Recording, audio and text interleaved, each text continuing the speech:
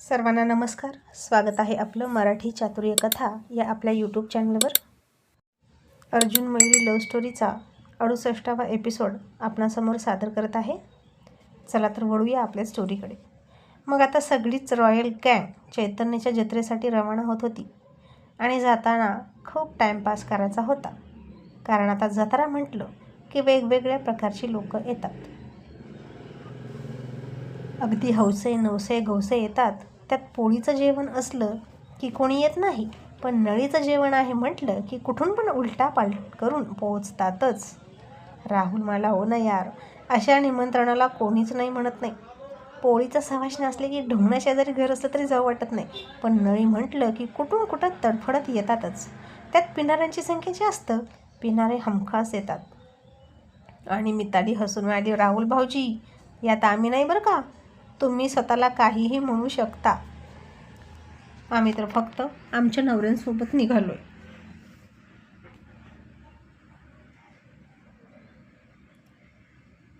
तसे सगळे थोडे थोडे हसले आणि म्हणाले, हो हो यार, बायका तर येतच नाहीत यात, आपल्यामुळे येतात. आणि अर्जुनराव म्हणाले, मिताली, गोव्यावरून काय आणलं ग मैत्रिणींसाठी? 2-4 खांबे घेऊन आणलेस का नाही? आणि बसायचं की 5ही जणींनी? तशी मिताली खूप हसली आणि म्हणाली, काय हो भाऊजी तुम्ही? सचिन म्हणाला, अरे बापरे, ते बघ ना, एका गाडीवर 4 बसून निघालेले आहेत. बहुतेक तिकडेच निघालेले आहेत हमखास. पडले ना तर एक हाड जागेवर राहणार नाही. अर्जुन म्हणाला, मग खाण्यासाठी आणि पिण्यासाठी लोक कसे पण जातात आणि एकमेकांचे जिगरी यार होतात. एका गाडीवर 4 नाही, 8 जणसुद्धा जातील एकमेकाच्या खांद्यावर बसून. पिणाऱ्यांचं पिणाऱ्यांशी चांगलंच जमतं. आणि लता हसून म्हणाली, जसे की तुम्ही हो ना? आणि सचिन म्हणाला, ए नाही ग बाई, आम्ही तर आधीपासून जिगरी आहोत. मग ग्लासवाली जिगरी नंतर झालो, तेही संगनमतानं. मग अशाच त्यांच्या गप्पा सुरू होत्या आणि मुलं मात्र बोर झाली होती, कारण त्यांच्याकडे कुणाचं लक्षच नव्हतं. या रॉयल बॉयजचा धांगडधिंगा जास्त होता लहान मुलांपेक्षा.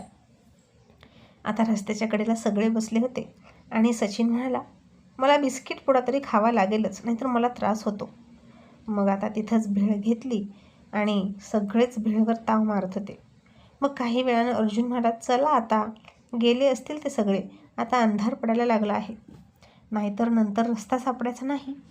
सचिन म्हणाला, तुला रस्ता माहीत आहे ना? अंधार पडायला लागलाय ना? अर्जुन म्हणाला,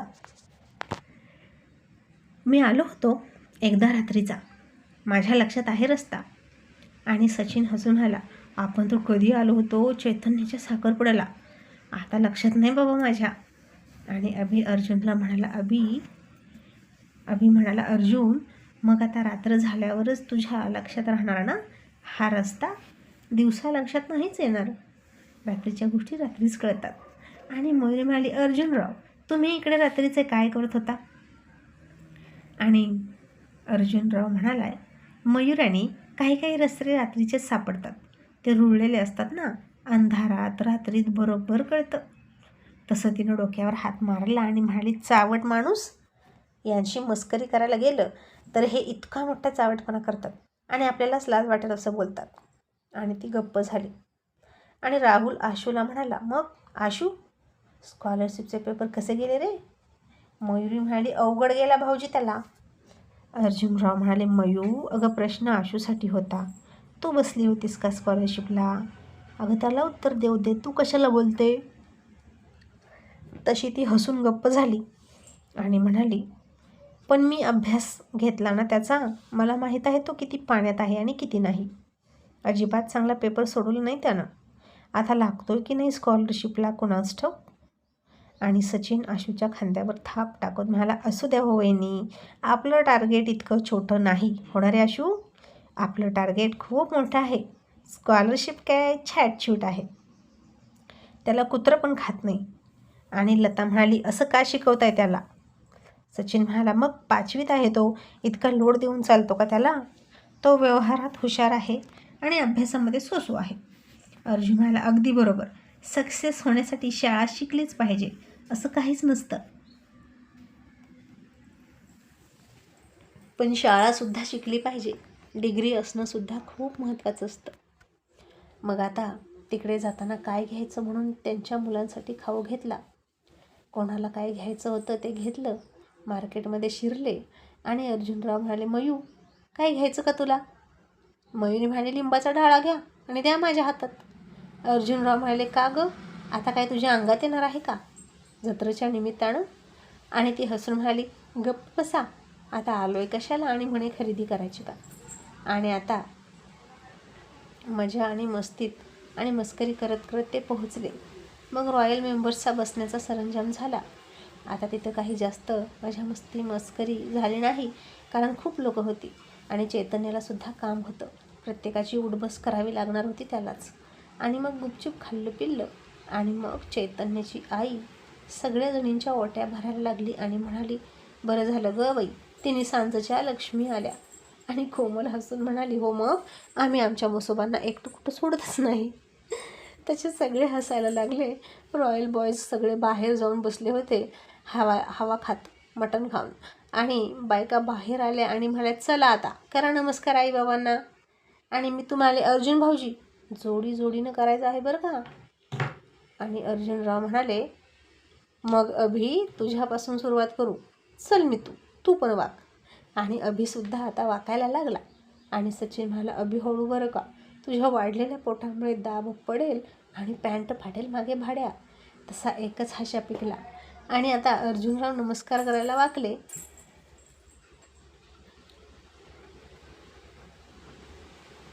आणि त्यांनी चैतन्याच्या आईला आणि बाबांना नमस्कार केला.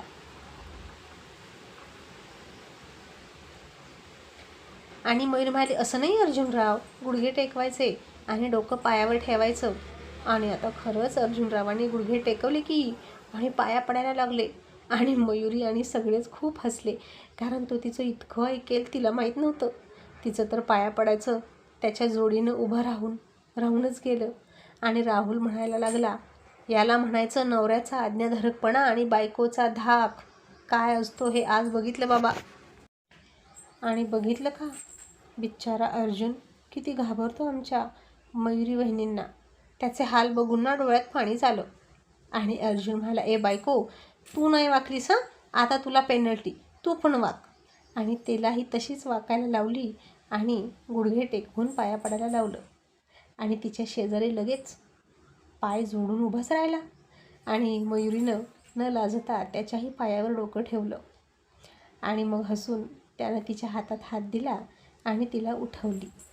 मग आता सगळेच परत निघाले.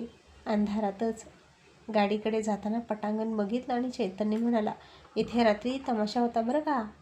तसे अर्जुनराव फार चुटपुटले मनाशी आणि म्हणाले, नालायका, आत्ता सांगतो होय तमाशा होता म्हणून. आधी सांगायचं ना यार, अंथरूण पांघरून घेऊन इथे आलो असतो झोपायला तमाशा बघत बघत. तमाशा माझा वीक पॉईंट आहे. मयूर म्हणाली, हो म्हणे वीक पॉईंट, पायी आणि बाटली यांचं खूप वेड माणसाला या. आणि अर्जुनराव म्हणाले, तुला काही कळते काय गं, वेडपट कुठली. आणि खाली बघ किती भेगा पडल्या आहेत जमिनीला, किती ऊन आहे. अशी भेगाळलेली जमीन असली ना की मयू आम्ही त्यामध्ये ना लहानपणी टिंब करायला जायचो आणि खूप मजा यायची. तशी असं म्हणून अंधारात त्यानं तिचा हात पकडला आणि पाठीमागे थांबवली आणि ती लाजून हसायला लागली. आणि भेगाळलेली जमीन आणि त्यात टिंब असा त्याचा बोलण्याचा अर्थ तिला कळला. आणि तिनं त्याच्या पोटात कोपर मारून म्हणाली, चावट कुठले. मग गाडीपाशी गेल्यानंतर पार्किंग लाईट लावा म्हणून मितालीनं सांगितलं. आणि मयुरी म्हणाली, अगं बाई, पार्किंग लाईट पण असती का, मला तर माहीतच नाही असलं काय, कशाला काय म्हणतात ते. आणि अर्जुनराव म्हणाले, शिक अगं काहीतरी शिक जरा, दुनिया कुठल्या कुठे निघाल्याने तू मात्र तशीच अडाणी ठोकळा राहिली.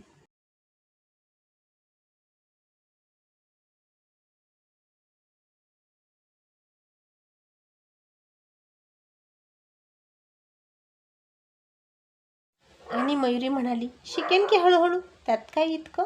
आता अर्जुनराव म्हणाले, आता 40मध्ये तर आलीस, मग काय आणखीन 40च राहिली की 80मध्ये गेल्यावर शिक बरं का. आणि तिनं तोंड वाकडं केलं. आणि अभि आता स्टेअरिंगवर बसला आणि मिताली पुढे बसली. आणि अभि म्हणाला, आता कुणी कुठेही बसा, मी स्टेअरिंग घेणार. आणि आता अर्जुन, मयुरी आणि आशू पाठीमागे बसले आणि मयुरी खिडकी शेजारी बसली. मध्ये अर्जुन, पलीकडे आशू, कारण त्यालाही खिडकी लागायची, आणि अर्जुनरावांच्या मांडीवर छोटं पिल्लू. आणि लगेच तिनं त्याच्या खांद्यावर डोकं टेकवलं आणि त्याच्या हातात हात गुंफला आणि सुरू झाली रोमॅन्टिक जर्नी. आणि अर्जुनराव हळूच तिच्या छातीवर त्यांचा कोपर घासायचे आणि तिच्या शरीरात ठिणग्या पडायच्या आणि त्याच्या डोळ्यात बघून ती हसून लाजायची आणि आणखीन जास्त घट्ट मिठी मारून बसायची. गाडीमध्ये अंधार होता, त्यामुळे कोणाला काही कळतच नव्हतं आणि खरं तर पहिल्यांदाच असं आपण बघतोय असं तिला वाटत होतं. आणि नाहीतर नेहमी माणूस ड्रायव्हर असायचा आणि ती शेजारी असायची. असा हातात हात घालून कधी बसणं नाहीच. मग आणि आज छान वाटत होतं तिला. मग खिडकीतून थंड वाऱ्याची झुळूक आली आणि तिचा डोळा लागला आणि घर कधी आलं ते कळलंच नाही. अभिचं ड्रायव्हिंगसुद्धा सुपेरियर होतं. आणि मग ते सगळे घरात आले. अभि आणि मितू त्यांना ड्रॉप करून तिकडूनच निघून गेले. आणि मयुरीची फार इच्छा होती आज त्याच्यासोबत झोपायचीच, पण पिल्लं गाडीत झोपली होती आणि घरी आल्यावर टक्क जागी झाली. तीही कंटाळली होती आणि तशीच झोपली. अर्जुनरावांनी सुद्धा तिला डिस्टर्ब केलं नाही. आणि दुसऱ्या दिवशी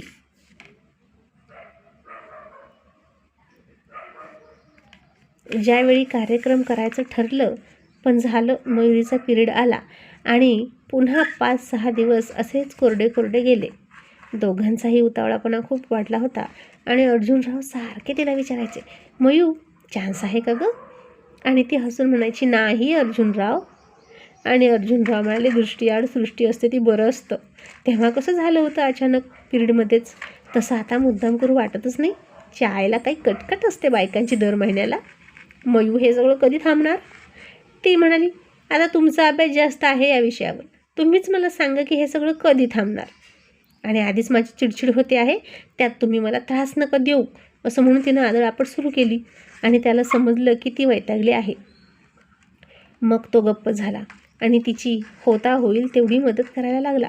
आणि पोरांना सांगून ठेवलं, अजिबात आईला कोणीही त्रास द्यायचा नाही बरं का, फक्त मी त्रास देणार. तशी ती हसली आणि म्हणाली, हो, मुलांपेक्षा तुम्हीच लहान आहात, कुकुलं बाळ नाही का तुम्ही? त्यांना उतरवते आणि तुम्हालाच मांडीवर घेते.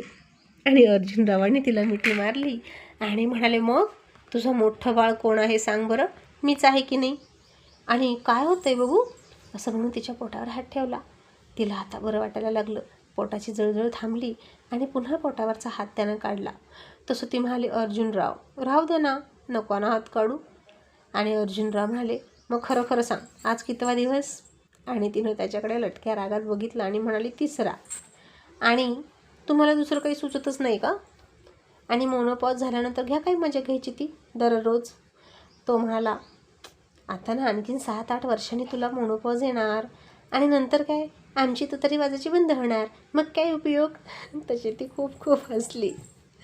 आणि तिला वाजणारी आणि हळूहळू वाजत वर वर जाणारी तुतारी इमॅजिन झाली. आणि खरी मजा तर यातच असते, अडचणीतून रस्ता काढत टार्गेट गाठण्यात, असं अर्जुनराव म्हणाले. आणि ती म्हणाली, हो, खूप मोठा ॲडव्हेंचर करता ना तुम्ही. आणि तो म्हणाला, आता शांत राहा, चिडचिड करू नकोस.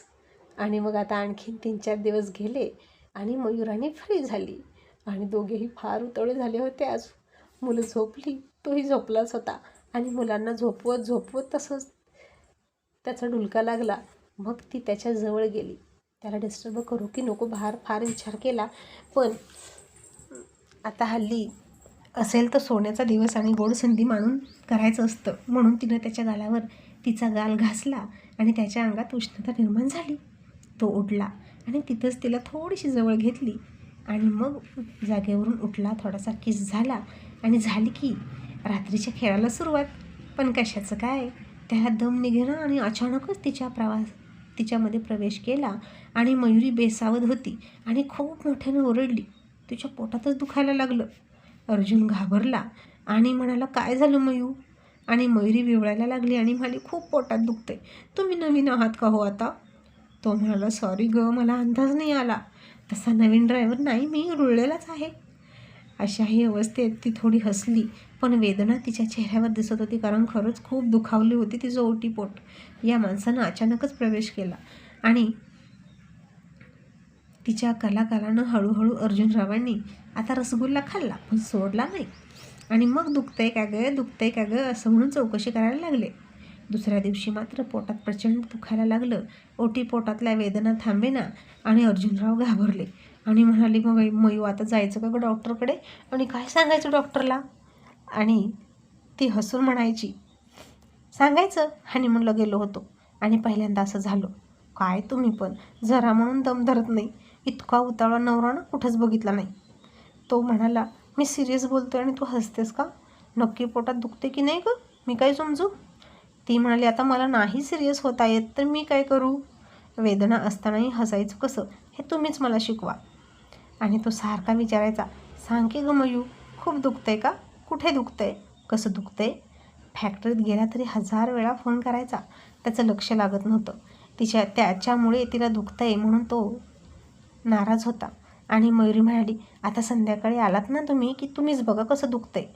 आणि अर्जुनराव म्हणाले, मग मयू पुन्हा आत जाऊन बघावं लागेल बरं का, नक्की कुठं इंजुरी झाली आहे. मग रात्री येऊ ना आतमध्ये असं त्यानं विचारलं. आणि मयुरी लाजून हसली आणि म्हणाली, इश्य चावट कुठले.